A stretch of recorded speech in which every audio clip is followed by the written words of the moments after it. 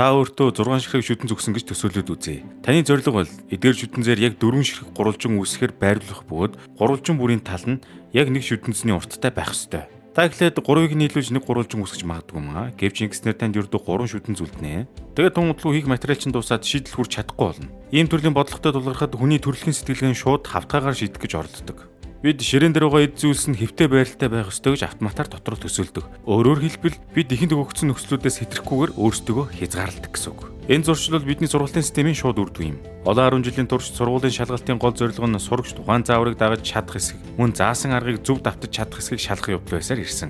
Ийм хавтгай урьдчилан таамаглах системд ажиллах нь тархийг гүйцэтгэх чадварт сургадагч шин зүйл сэтгэх чадварыг нь дардаг байна. Та өмнө хизээж харж байгаагүй бодлоготой тулгарх үед зөвхөн дасан нөхцлүүдэд найдах нь муурдал өргөдөг. Энэ сэтгэлгээний үр дүнд асар том салбар бий болсон шалгалтанд бэлдэх индастри гэсэн үг. Сурагчид өндөр оноо авахын тулд хэдэн зуун цагийг элдв ханга хачин нарийн тодорхойлсон бодлогоодыг жийжлэх дахин давтах зэрэгт зарцуулдаг. Зорилго нь маш энгийн. Шалгалтын өдөр сурагчийг огт гайхахгүй байлгах юм. Тэд сурагчийг шалгалтанд орохоос өмнө бүх боломжтой асуултын хөлбөрийг харсан байлгахыг хүсдэг. Ингэснээр бод цаг хугацаанд шин санаа гаргах хэрэгцээ бүрэн арилдаг байна. Гэвч үүсгэх хиймэл оюухан гарч ирснээр энэ загвар нуран унж эхэлж байна. Том хэлний загварууд болон автомат системүүд стандарт шалгалтуудыг шууд төгс гүйцэтгэж чаддаг болсон. Ерөнхийдөө хиймэл оюуханы алгоритмуд бол томьёонуудыг хадгалж чадна. Танил бодлогоодыг бүр хамгийн төгсөөр хийж чадна. Тэгэхээр эндээс нэг том асуулт уран гарч ирж байна. Хүний оюун ухааны жинхэнэ үүрэг нь юу юм бэ? Аж үйлдвэрийн үеийн боловсролын систем бүтэн 100 жилийн турш хүмүүсийг даалгавар гүйцэтгэх, гэрийн даалгавар хийх чадвар сургаж ирсэн. Гэвч одоо хиймэл оюун ухаан энэ бүгдийг агшин зур хийж чаддаг болсон тул энэ сургалтын загвар хуучирч байна. Бүр хуучирсаа.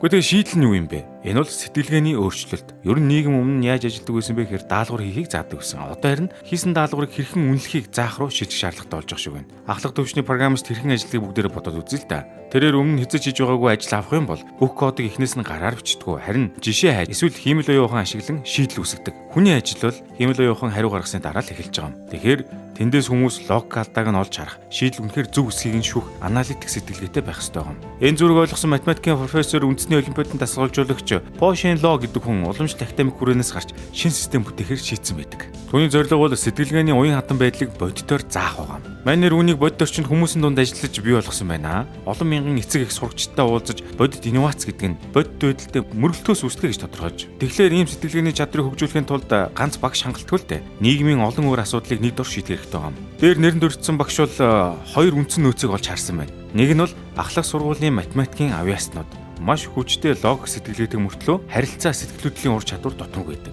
Хоёр дахь нь бол театрын жүжигчид маш сайн харилцаа илтгэх чадвартай мөртлөө тогтвортой орлого дутмаг байдаг. Тэгэхээр ерөнхийдөө шийдэл нь юу гэхээр харилцан нэг нэгэндээ заах юм уу даа. Жүжигчид математик авьяаснууд харилцаа заана. Математик авьяаснууд дунд сургуулийн хүүхдүүдэд логик заана. Ерөнхийдөө энэ шийдэл нь энэрэнгүй байдал, найрсаг харилцаа, амьд харилцаа гэх мэт аргаар хийсвэр сэтгэлгээг дамжуулдаг байна. Ингэснээр ерөнхийдөө бүх талын оролцогчид хожиж өөртөө итгэлтэй, өөрөө доктортой ажиллах хүний хөдөлгүүрийг бий болгож байгаа гэсэн үг. Одоо бүгдээрээ бичлэгийн ихэнд гарсан чүтэнцний ялгаар очил доо. Хэрв та ширээн дээр хавтгай байдлаар үүнийг хийх гэж оролдох юм бол өргөж мугардалд орно. Шийдэл нь юу гэхээр нэгэн хэвийн дээр хавтгай сэтгэлгээгээ эвдэж хаях байгаа юм. За тэгэхээр та 3 шүтэнзээр суур гурвалж үүсгэн үлдсэн 3-ыг нь босгож 3 дахь хэмжээс рүү шилжинэ. Ингэснээр босоо хэлбэрийн пирамид үүсэж байгааз. Тэгэхээр ингээд тоолох юм бол яг 4 ширхэг гурвалжин үүсэж байгаа юм. Тэгэхээр энэ видеоны жинхэнэ зорилго бол өөрийн санааг өөрөө бий болгох чадварыг хөгжүүлэхийг л хэлж байгаа. Ерөнхийдөө задгай сэтгэл гэдэг байгаа. Хайрцагнаасаа гарч сэтгээ гэдэг үг чинь энтэй холбоотой шүү дээ. Эцэст нь та өөрийгөө сурах чадвартай болж жилдэг хичээл стандарт төлбөрөөс хамаарахгүй болох төвшөнд очих хэрэгтэй байна. Ирээдүйд бол хиймэл оюухан ашиглаад автоматжуул турцах тусам ойрын ирээдүйд ер нь эвгүүтэн шүү.